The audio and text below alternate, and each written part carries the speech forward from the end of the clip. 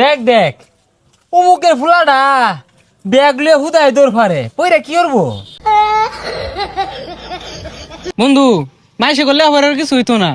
পুকুরো মাছ ছাড়ছি, রেতে দেখাশোনা করতেছি। পোলাবান গুলো সারাদিনই বইতে। দেখ দেখ নষ্ট হয়ে গেছে গা, বাহুত্র হয়ে গেছে গা। কে বাপের লগে খেত খামারে কামড়ুন যায় না?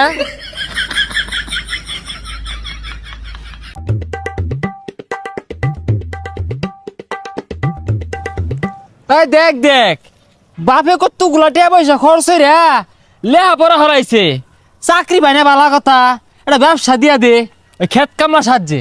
ভবিষ্যৎ অন্ধকার।